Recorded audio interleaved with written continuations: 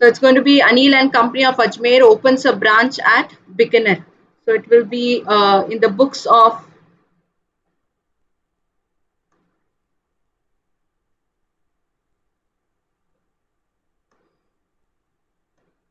in the books of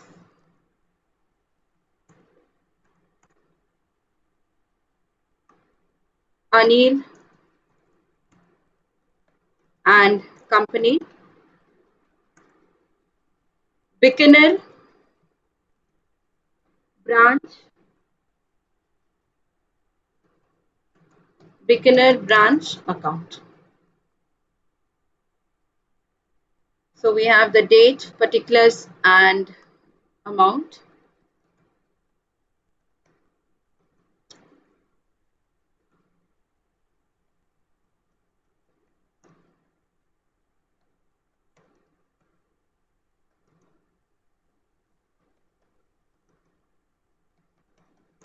Okay.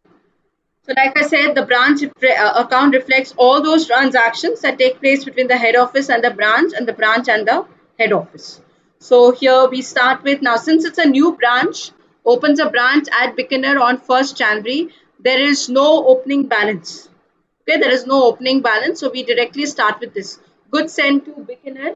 So we have the date. So like I said, since they don't mention the date for those transactions, we put it as end of the year, 31st December 2007. Two goods sent to branch account, which is 60,000.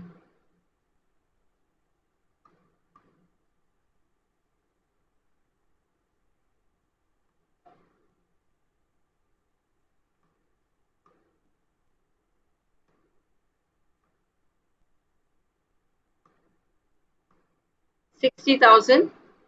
Then there is cash sent to Bikaner on the same day.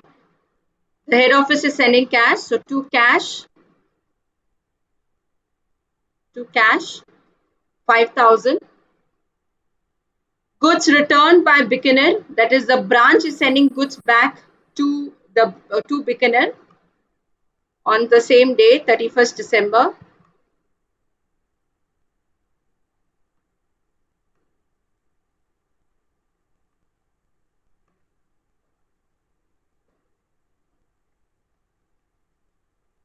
Buy goods sent to Bikaner, or buy goods sent to branch, sorry, buy goods sent to branch account. Okay, I forgot one thing. They've asked us to prepare the branch account and the goods sent to branch account. Okay, so I'll do it simultaneously because it becomes easier. We'll open the goods sent to branch account as well.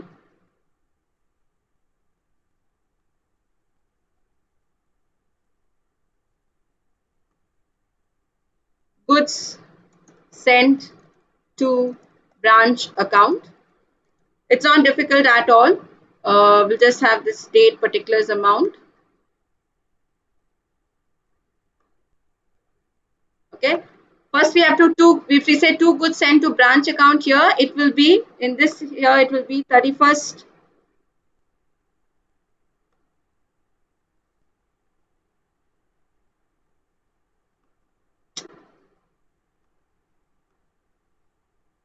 31st December 2007. Here it will be by Bikaner branch account. By Bikaner branch account. Okay. If we say two goods sent to branch account here, this will come as by Bikaner branch account, which will be 60,000. And this side we will have by goods sent to branch account, that was goods returned by Bikaner, which was 5,000. This will come as to Bikaner branch account. On the same day, to Bikaner branch account. 31st December 2007. To Bikaner branch account. 5,000. Okay. Next one, cash received from Bikaner. This was cash sent to Bikaner, that is head office is sending cash to the branch. Now cash received from Bikaner. Branch is sending cash back to the head office. How will the branch get cash from its cash sales, from the amount that is collected by debtors, okay, on account of all those things? So basically, since we are in the books of the head office is receiving the cash. So it's going to be cash account debit to Bikaner branch. So in Bikaner branch account, it's going to be by cash. In Bikaner branch, it's going to be by cash. And they've said cash received from Bikaner, it is 58,000. 58,000. Okay. Next, uh, rent for branch paid by head office. Now this is expense of the branch that is being paid by head office, 3,000. So we will say again, we can say either cash or bank. Okay, we don't know, so I would prefer to use bank. If nothing is mentioned, I would prefer to use bank. Rent paid by head office. Rent paid by head office. Okay, because I don't know how it is paid for, so I'm assuming it is paid by bank or check. Okay, so keeping with modern times, I would prefer to assume that all the transactions are done through the bank. So to bank, rent paid by head office. Next, we have expenses paid by branch. Now, we discussed yesterday that this is not going to come in the branch account because these are expenses incurred by the branch. The head office had nothing to do with it. Okay, so these expenses are not going to reflect in the branch account. Now, why did I take this rent? Because this rent of the branch is paid by the head office. So the head office is involved, the branch is also involved. It's a rent of the branch that is being paid by the head office. But these are expenses solely of the branch that are paid by the branch itself. Nothing to do with the head office. So that's why I'm not going to include this. All this is going to be ignored. Sorry. All this is going to be completely ignored. Okay. Next. Discount allowed to customers rupees 800. Now this also is happening at the branch. The branch is giving a discount. This is not going to come. Okay. Sales on credit basis amount to rupees 60,000, of which goods worth rupees 1,000 were returned to branch. All this, like we discussed yesterday, is happening at the branch. Okay. Now, like I said, these things will come, but they will come when in case we have to prepare a debtors account. They are not going to reflect here. Okay, in some problems, we may have to prepare a debtors account because opening balance may not be given, closing balance may not be given, something else may not be given. So we may have to prepare a debtors account.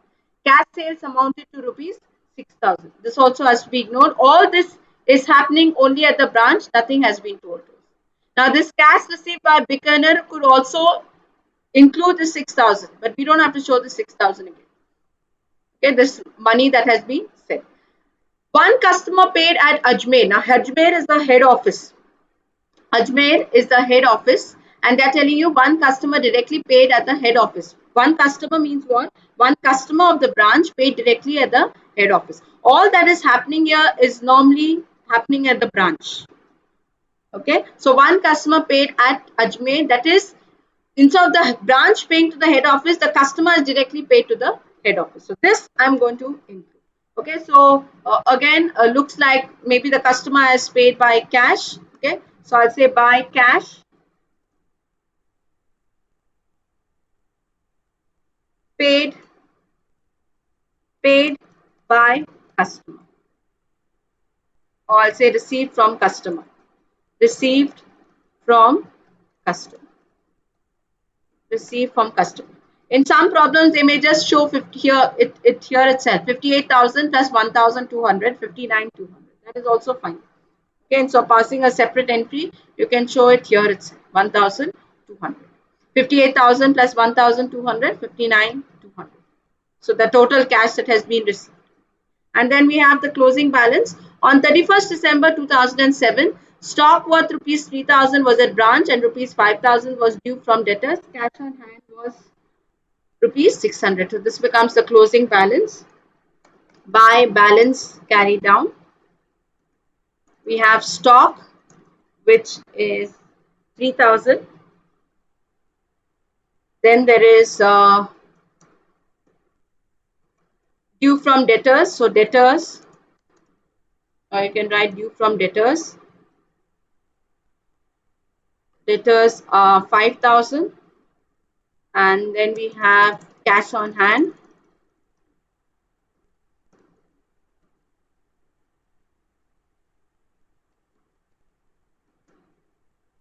Cash on hand is 600. Okay, and then we get the total of this. So we have to check whether there's a profit. I think there should be, yeah. Looks like this would be heavier, so this will come to 58,000.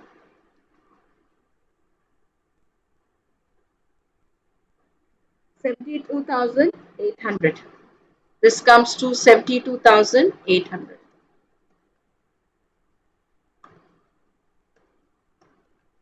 Let's check it again.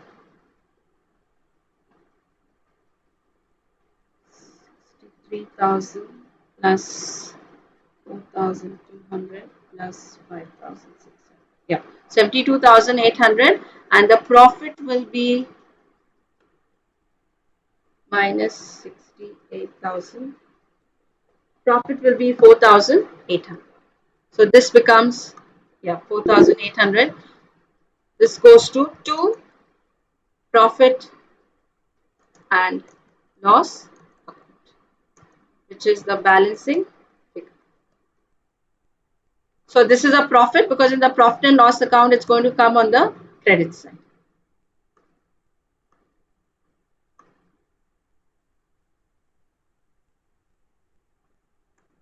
Okay, and we still have to close this. Now, if you see here, buy Bikaner branch account 60,000 to Bikaner branch account. Now, what does this? What has actually happened here?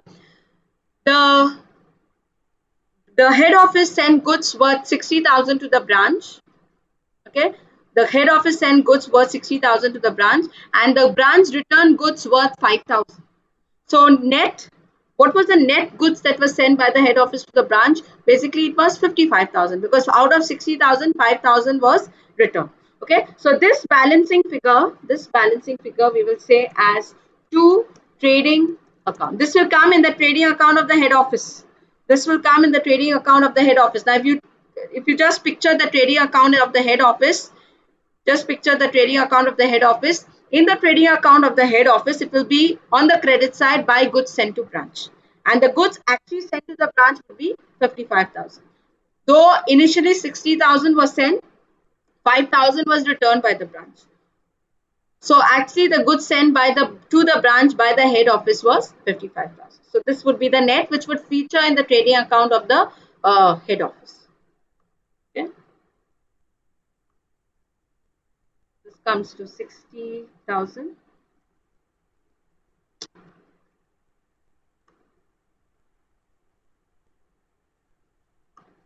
60